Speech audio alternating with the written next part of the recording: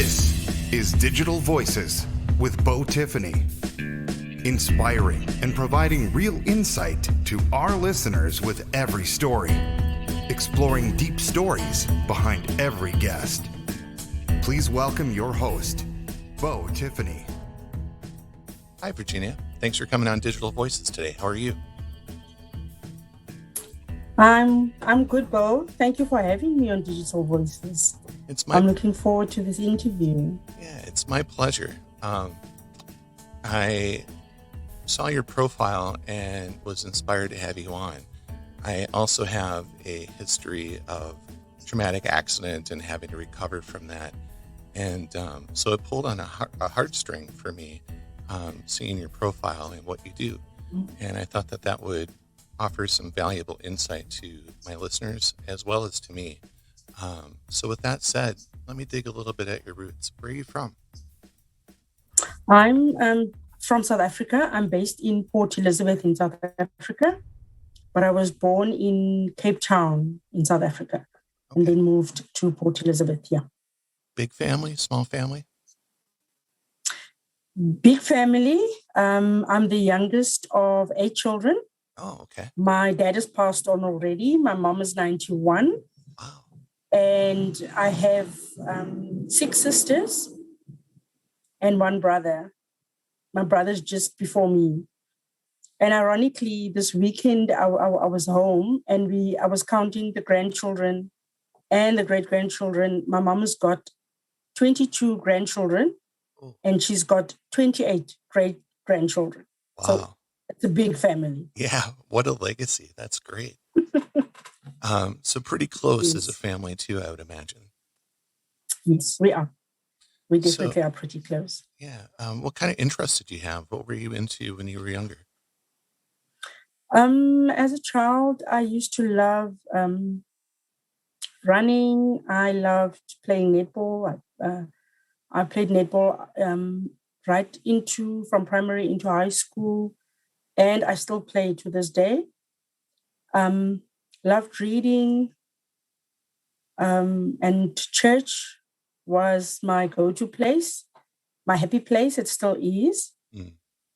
And yeah, I always used to help, love to help. And I think that's why I went and studied social work. So those were my interests. And obviously reading, I could travel through the stuff that I was reading. Yeah. As an adult, have you been able to travel a little bit and tangibly connect with some of that? Yes. I've traveled quite a lot. I've been to America twice. I've been to London thrice. I've been to Israel, and I've been to Mozambique, our neighbor. Yeah, so I've traveled quite a lot. Yeah. Nice. It's a great experience traveling. It must have been eye-opening to see the different cultures. I've done a lot of traveling, and I know that was a big takeaway for me is getting out of my own backyard, if you will, and being able to meet other people with other cultures and other backgrounds with their ethnicity. And I always found that really insightful because sometimes we have a perception of other people, and then when we actually meet them, we find out they're not anything close to what our perception might have been. So, yeah, I really like that. It's true. It's true. Ironically, I never used to like to get out of my comfort zone or go stray far away from home or change places because of my scars, obviously. But for me now, travel is one of my most favorite things to do because I know that I can touch people's lives far and wide. Yeah. Can I ask, so when did you get your scars? What happened? What's the story behind that? I was 22 months old, Bo, and my sisters were making a fire in the backyard, and unfortunately they had an accident with the methylated spirits, which fell on me, and I caught a light. So yeah, I've had scars from a very early age, as early as I could remember, because it happened when I was 22 months old. Yeah. When did you start to realize that you weren't like everybody else?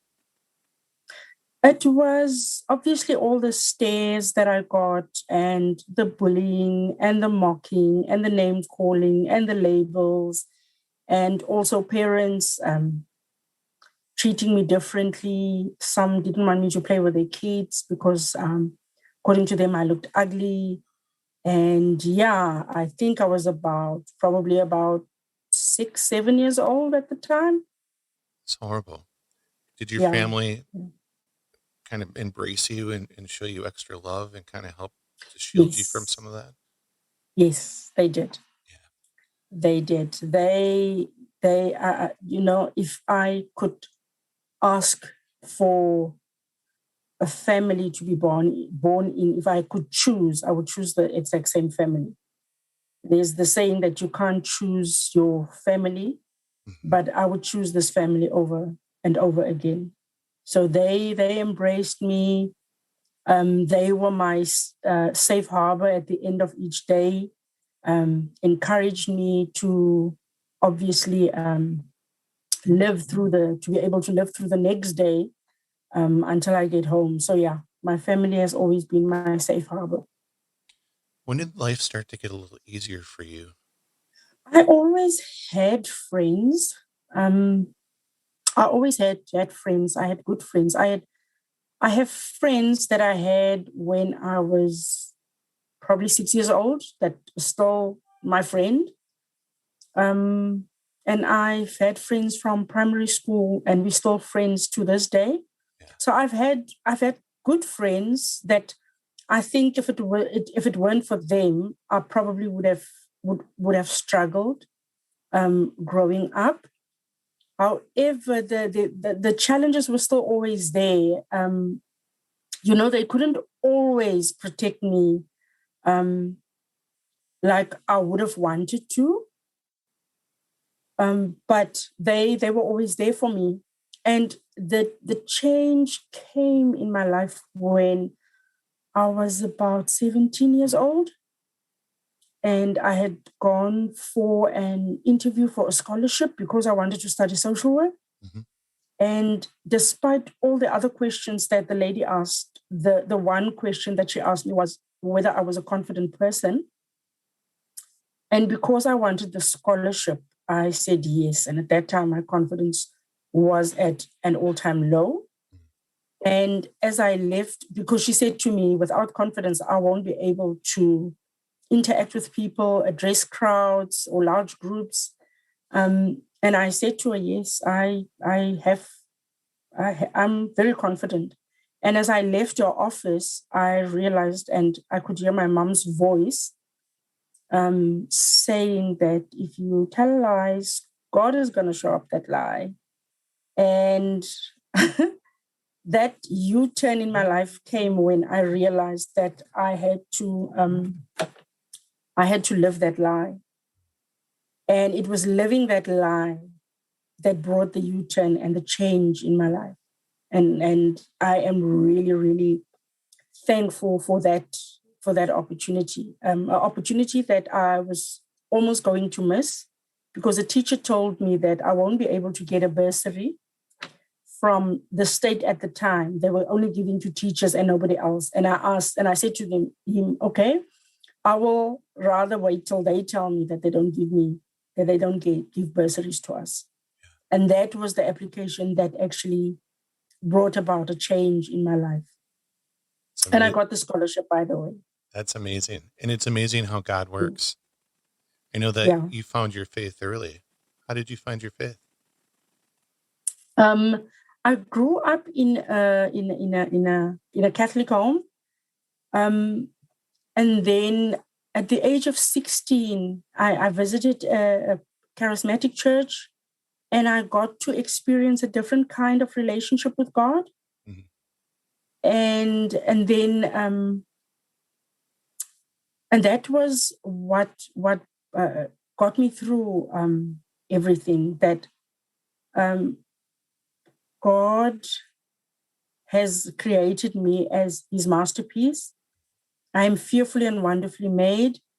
And I mean, the apple of His eye. And I was like, So why do people tell me that I'm ugly? Why do people think that there's something wrong with me when I know that God created me? And that's the time I said to myself, if anybody has a problem with the way I look, it is their problem, not mine. Yeah. And that is how I managed to really forge through life, because I knew that I was beautiful. On the day of that bursary interview, when I started living the lie that I was telling that I was confident, I got onto a bus which was sort of full. But before that interview, I would never have ventured further into the bus if I saw that the first two seats were full, because I didn't want people to look at me. And that day was the day that I went and I sat on the very last seat in the bus. And I also realized that some people didn't even notice me. And I also realized that I was beautiful. Yeah. We carry things along with us. And we don't realize that not all the baggage we're carrying with us was ours to carry. Amen. It reminds me of that parable of footsteps in the sand. Where He carries us through the difficult times. Absolutely. Absolutely. Yes. I take strength in that parable quite a bit. So for you, did you have anybody that you connected with, during your high school and early years that helped to influence you? Or where did you get your sense of community in that wanting to serve within social working? Oh, I think it also, because I grew up in hospital. Hospital was my second home, and the way that social workers dealt with me, with the care and the concern, and and the love that they showed. And I was in grade 1 when I told everybody that I'm going to be a social worker, and it throughout my life it never changed. Wow. And my middle name is Teresa, so people used to call me Mother Teresa. But I've always just felt the need to serve. I love serving. It brings me so much joy just to serve people. Yeah, it's amazing the reward that we get from giving, and it's something that I don't think people talk about enough. Sometimes I think it's a greater joy to give than it is to receive. It is. It is. So, talk about college a little bit. You decided to go for social work. Yes. What were those steps like? I'm not from your area, so how does that work over there? You have a university, right? Bo, say that again. I didn't. Oh, I'm sorry. You have a university there in Port Elizabeth. Is that where you went? No, it's in Cape Town. The okay. one in Cape Town, the University of the Western Cape. That's where I studied. And if I didn't go for that interview, Bo, and had that U-turn happening in my life, I don't think I would have survived college. I don't think I would have survived university. Because prior to that interview, about probably a month before then, one of our teachers took some of the learners from school, and we went to the exact same university. And I made sure that I was in the center of our little group. I didn't want people to see me at all. So I made sure that I remained in the center, so that, nobody could see me. And it was probably 3 or 4 months later then when I started my social work studies at the very same university, a totally different person. Totally different. My mom worked night shift at the hospital, so she couldn't go with me on that day. And from my school, I was the only girl in my class, and then 3 of the boys that were in class with me, but they started teaching. So they weren't with me at the time. I was all on my own. But I thank God for that change that came, because I could hold my own. Amongst the crowds of all the new people. Did that come from within, or do you think that was part divine? It was divine. I thought so too. You know, It was truly divine. he In my gave own you a strength, I wouldn't have strength. been able to. Yeah, I think he gave you a Mm. strength to be able to do that. That's amazing. Yes. Yes. So, what was that experience like in college? How was that for you? And is it a 4 year like it is here in the States, or how does that work over there? Yes. Yes. It's 4 years. It was a great experience. I met some amazing people there. The first few days were obviously testing the waters and checking out some friends. And one friend that I met back then is still my best friend, and she's the one that I always visit. She lives in London now. Yeah, I made some good friends. My work ethic that I had at school, I carried that with me through to varsity. And for the first 2 years, I got Dean's Awards and stuff because I just plowed myself into my schoolwork. Yeah. And yeah, and then I met a boy in my third year, and it went downhill. Oh no. Yeah. When you stray from your parents' teachings and the teachings of the Bible, Yeah. we allow the enemy just to shove us around and do things that we shouldn't do. So I failed my third year, and I fell pregnant. I had my son, and 10 days later, I went back because I had a dream of finishing my degree, and I did. That's great. And yeah, I did. And everything happens for a reason. So there's lessons that you've obviously learned Yes. during that time that you carried forward.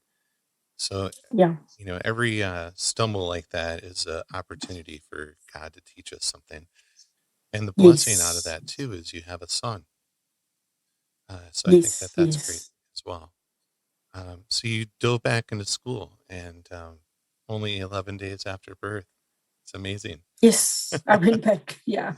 I was young and still full of energy and all of that. So yeah, I went back. What I wouldn't Yeah. give to have a little of the energy from my youth. So you're able to recover then your academics, and you graduated. What was the first steps into social work like for you? I was, I was so excited because on the day that I wrote my final subject, the week prior, I had gone for an interview, and the friend that I said I met at varsity that lives in London now, she was resigning from that job, and she had then, remember, I stayed a year behind, so she went ahead of me. She finished before me, and she had recommended me to the organization. So I went for the interview, and the day of when I wrote my last subject, I had a phone call, and they said, "You passed the interview. We would like to have you on board. All you need to do now is pass your final exam." And I was the first one in my class that had a job waiting. Oh, amazing. So I walked into class and I was like, "Guys, I have a job. I have a job." So yeah, yes, it was amazing walking into that role. And ironically enough, I'm a teetotaler, so I don't drink anything. I don't drink, not even champagne, unless the champagne is alcohol free. Our dad, though, was the opposite. He drank a lot. As a child, I didn't understand most of it. And so I grew up I just couldn't stand people who were intoxicated. I just had my personal issues with them. And my first job as a social worker was for the South African National Council on Alcoholism and Drug Dependence. God has a sense of humor, hey? Yeah, I would say so. Yes, yes. He had a plan for you. Yes, it did. It did. I worked there educating people on the dangers of alcoholism, on the dangers of drugs. And somehow I learned that my dad had a disease. And if he had sought help, he would have gotten the help that he needed, but he never did. And that whole process, those years in that role, made me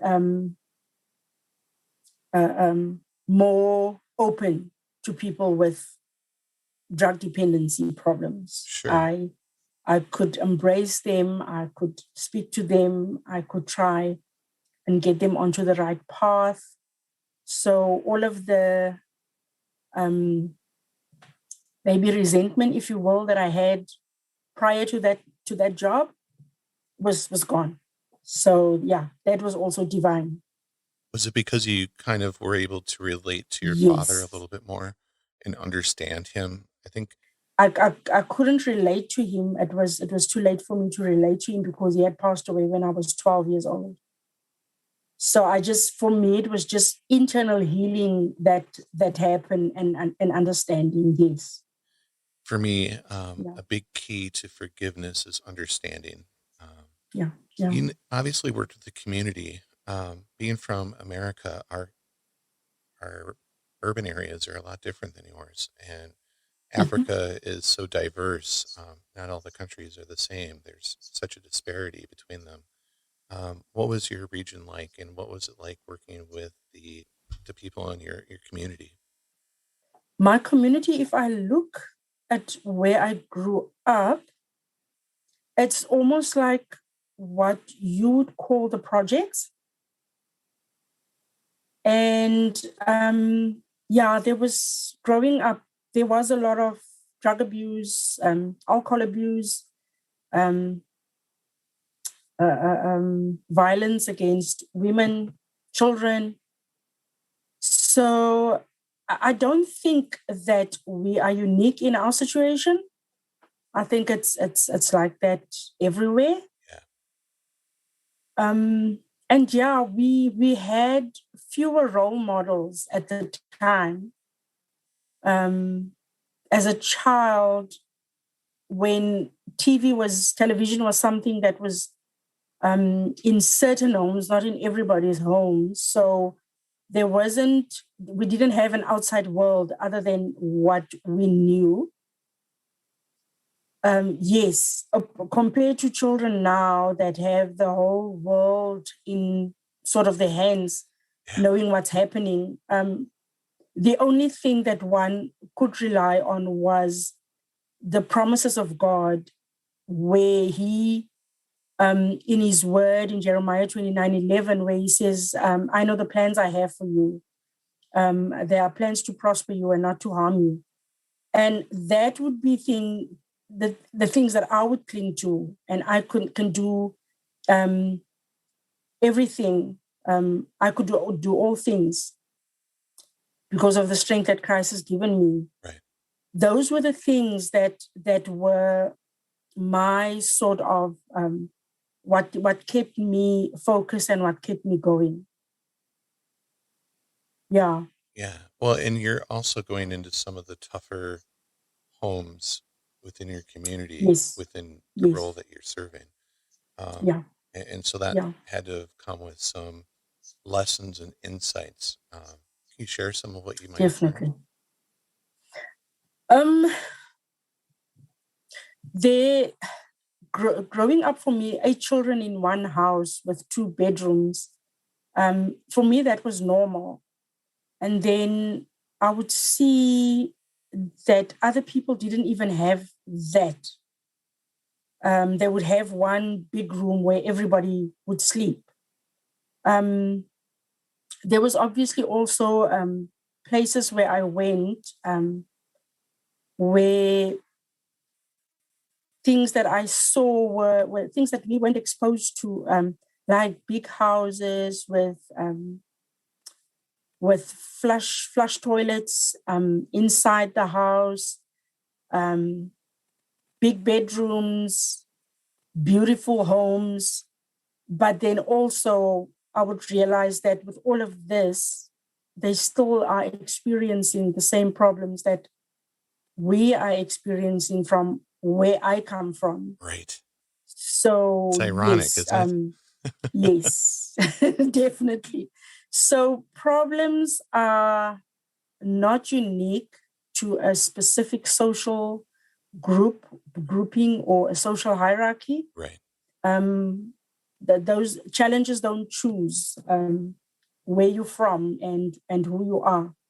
These things can happen to anybody. So that for me was a huge eye opener. That growing up, you want these big mansions and you want flashy cars and all of that. And for me, I realized that that's not the be all and end all, because these people also have the same problems as we have with the little that we have. Yeah. Yeah.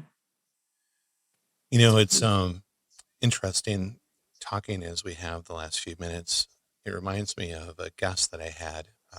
He wrote a book called The Molecule of More, and it's about the dopamine molecule that humans secrete. And it's kind of like a biological high, if you will, but it comes with the way that he described it is Christmas time comes around and the kids are all excited to open up the presents. But 10 minutes later, they're playing with the wrappings and the boxes rather than the toys. And it wasn't about the actual gift. It was about the experience of waiting for it and that dopamine that comes with that. And I found that interesting because it applies to a lot of different things in life. And as we're talking about social groups and classes and these particular issues that are common amongst all groups, they're not, held to a social class or a certain income level. Everybody deals with something, and it's all very similar. I think that's interesting because Yeah. oftentimes people are like, oh, they have it so easy. The grass is always greener on the other side. But when you get to the other side, you realize that you still have the same issues, and Yes. learning how to deal with those are key. And I think God goes a long way. We need faith. We need someone for comfort as well because life is tough. Now you were in social working for how many years? I was in social work for about 6 years, just normal community social work.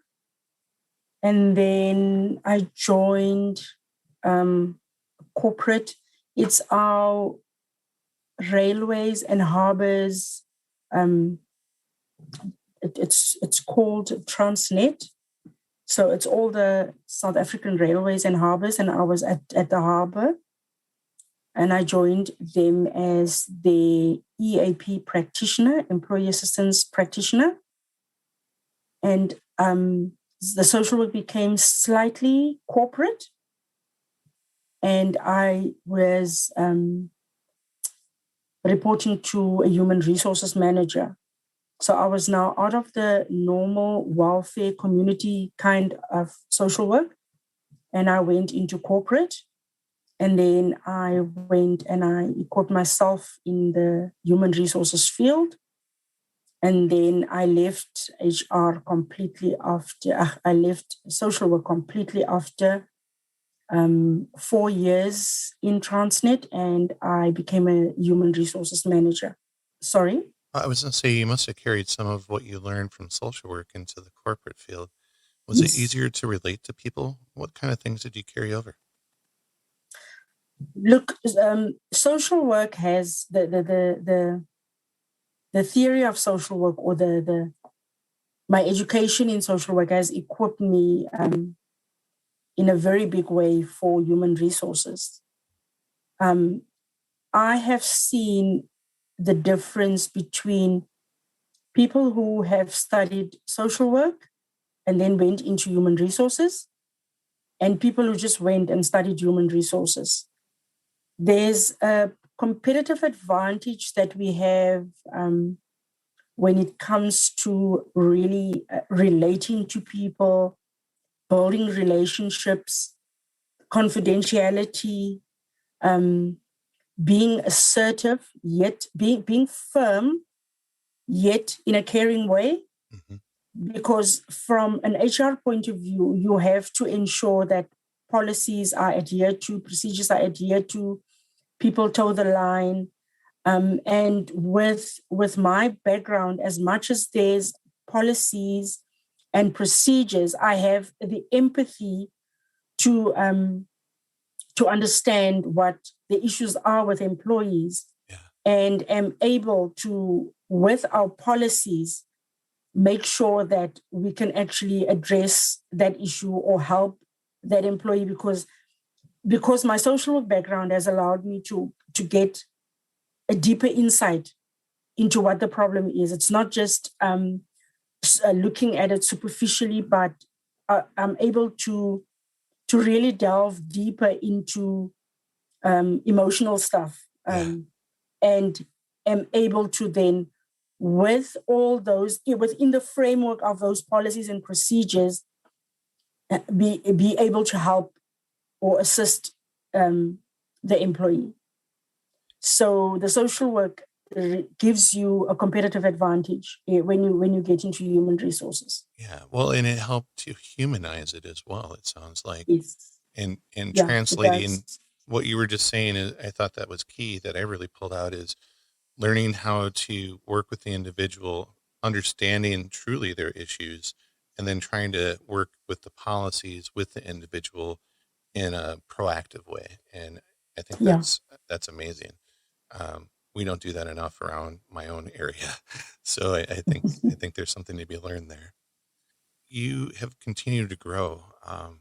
What did you do after that? I know that you've been doing some motivational speaking and things like that. How did those steps start for you?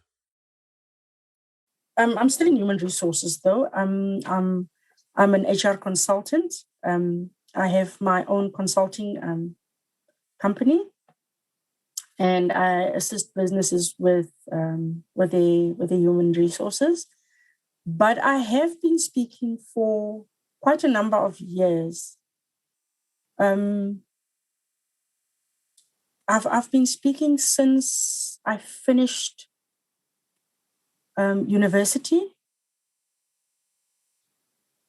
I started speaking. Initially, it was quite emotional because I wasn't really 100% healed. Sure.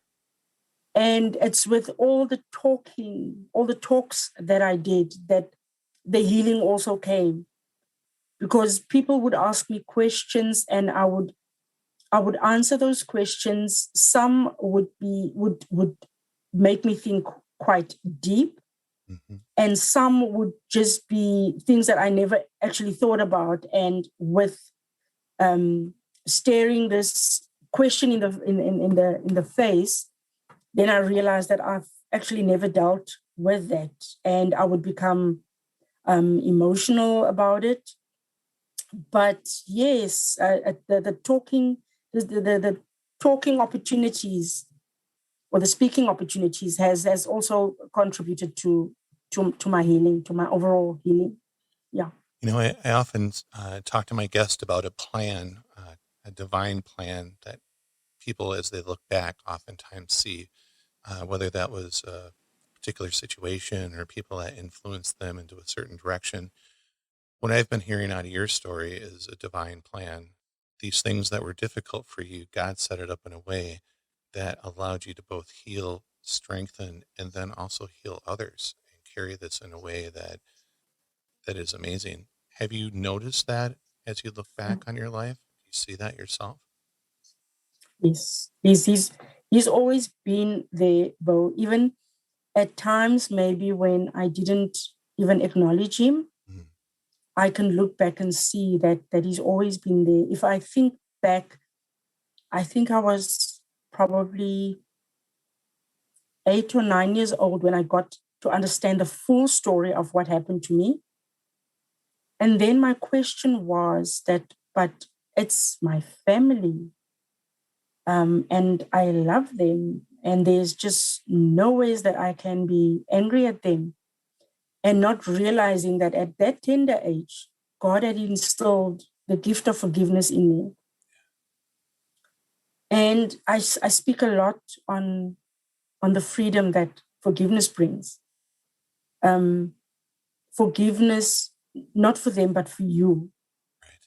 And that is what helps with the healing. And I really thank God for that gift that He's given me, because it's something that I apply right across all spheres of my life. Yeah. I would just leave somebody and like, God, you know what to do with that. And it's done. Yeah. It's done. I can go as far, Bo, as even speaking to that person again, even though they've hurt me. Mm-hmm. But the hurt is gone. There's no resentment. There's nothing. Because God has taken care of it. Yeah. Yeah. That's powerful. Yeah. For forgiveness is such a powerful force. Yes. And it is such, it's really, I just wish that people can forgive and move on, because they are in bondage from not being able to forgive. Absolutely. And it's oppressive. The more weight Yes. that you put on yourself, it just gets heavy. And releasing those burdens, it's amazing what that does to your mental health, what it does for your life.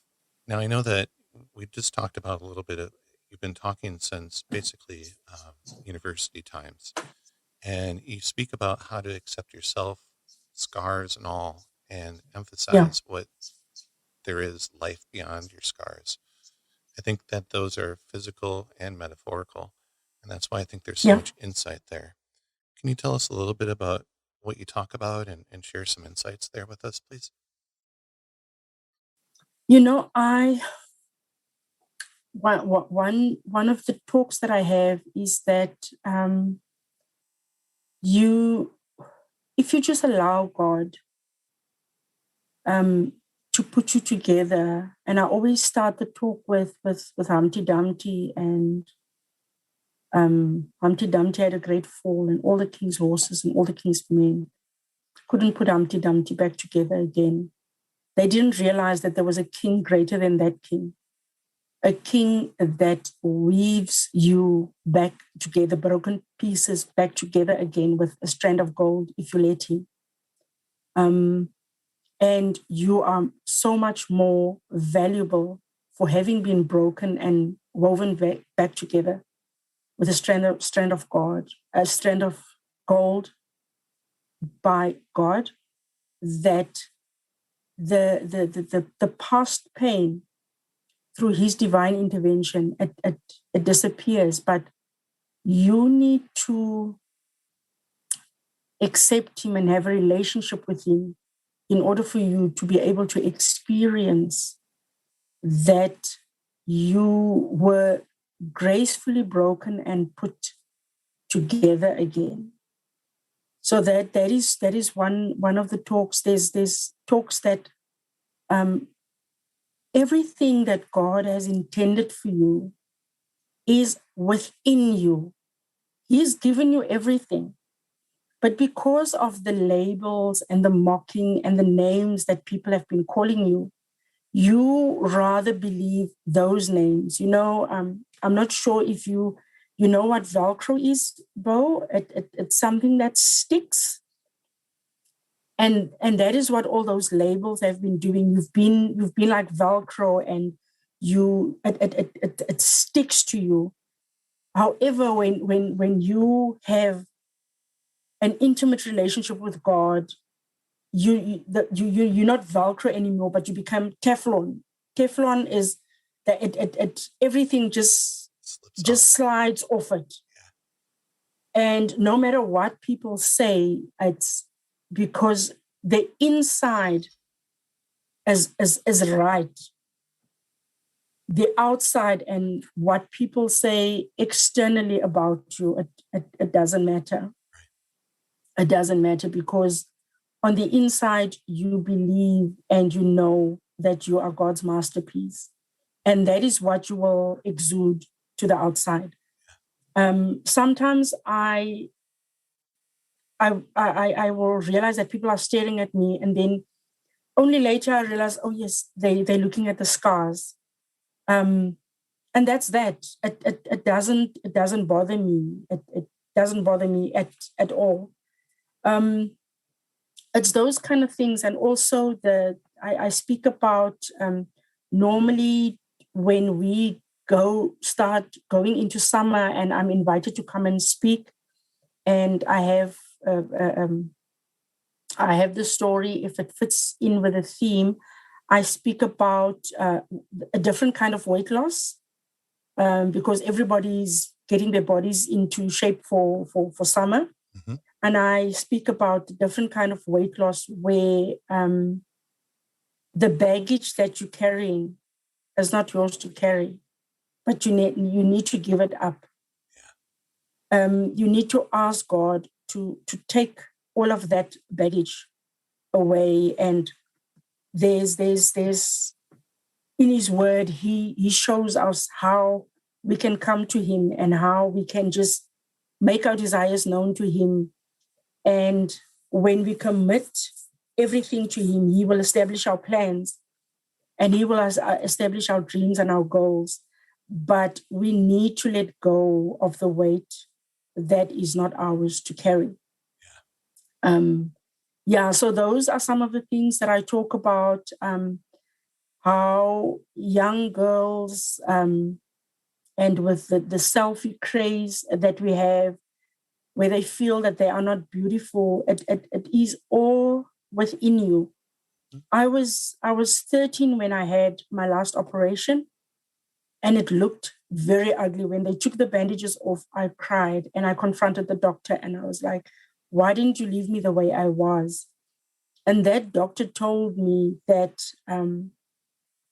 when that wound is healed, he said to me, you are beautiful now, but when that wound is healed, you'll be so much more beautiful. I never believed him then, until the day actually of the interview, when all of these things just fell into place and God just says, this is what I've destined for you. And my life changed that day. And with young people, I will always tell them that they are beautiful, that they are fearless, wonderfully and fearfully made, that they are God's masterpiece, that they are the apple of His eye. I want them to believe that, because when I believed it, and I believed that I was beautiful, I am His masterpiece, I became fearless, and life for me became limitless. Yeah. And that is what those are the kind of talks that I do, that people need to realize what is inside of them and not what people say about them on the outside. Mm-hmm. And only God can give you that revelation and that insight and that inner peace, that you are happy with who you are on the inside. And when you are happy with who you are on the inside, the outside actually doesn't matter. Yeah. You know, I thought of something, and it kind of relates to what you just said. So you spoke about confidence before and how it took to get that. But loving yourself goes a long way in developing that confidence, and starting at the roots in learning to love yourself, whether that's looking in the mirror every day. And this is more to our listeners, but just telling yourself you're beautiful when you wake up, and doing things for yourself. We often do things for everybody else, and we neglect ourselves sometimes. Take a time out during the week or in the month and just spoil yourself, do something special. For you. You love to read, maybe it's getting that new book and sitting down for a few hours of reading it, It's super important in developing that. You know, my time with you has been amazing. I think the insights that have come out have been really special, and I think God has definitely woven us together for this interview. Um, what kind of Yes. plans do you have going forward? My book is done, Bo. I'm hopefully launching on the 26th of June. Excellent. What's the name? Scars That Propel. Amazing. And will we be able to Yes. find you on Amazon, or how will our listeners be able to find that? I'm still trying to figure that out. Okay. Yeah, I'll but put I a will link in our definitely share. description. Once you have that, I'll update this podcast, and Yes, then that way our listeners can find that. definitely. What are your Definitely. other future plans going forward? What's 2021 look like for you? I'm doing a lot of parenting workshops as well, with especially foster parents. Um, I want to travel. The corona doesn't allow us to, but I still want to travel. Where's your I've next done some. bucket list item? Where's the next country? I was looking at the Bahamas. Oh, it's beautiful there. I've been there. Yes. I'm looking at the Bahamas. So yeah, it depends on what happens with the virus and how freely we can travel. Yeah. And then I've just been equipping myself with some short courses, online courses, and yes, obviously taking my speaking career to the next level. Yeah. I would like to see you start doing podcasts. I would like to see you start doing some online presence. I think that would be great for you as Yes, well. definitely. Makes it Yeah. accessible for all of us, which I Yeah. think is a valuable thing. Anything I haven't covered, anything that we haven't talked about that you might want to bring up before I let you go today? But you know what I always emphasize is at the end, when I've spoken to people, I always tell them that what's happened to you. I actually commented on, I don't know if you know J.R. Martinez. I Author? commented on, yeah, he was a soldier in the American Army. Okay. And he got burned in an accident. And he was saying that he smiles when he looks. When he grew up, his mom always used to smile, and she says, and he asked her, "Why do you always smile, no matter how difficult things are?" She says she smiles because she's smiling about her blessings. And I commented, and he also said something that he looks at what had happened to him, and it just pushed his life in a totally different direction, a direction that he loves. And I said to him, when you walk with God, things don't happen to you; they happen for you. Yeah. And that is what I always want to leave with people, that when there's a lot of things, and it's not always that they happen for you, because some of the stuff is really, really bad, but God can turn that around if you let him. Mm-hmm. And what's happened to you is in all likelihood not your fault, but your healing is your responsibility. It's nobody else's. It is your responsibility. And also the labels that people put on you, their opinion shouldn't count. The opinion that is the most important is God's opinion. Mm-hmm. And that is why I use the quote of, I'm not sure whose it is, but what's right with you is the starting point. And what's wrong with you, or what other people say is wrong with you, is beside the point. Focus on what is right with you. and everything else won't matter. Yeah. That's so true. It's just amazing. Sometimes we have a plan for our own lives, but then we realize that God might not have that same plan.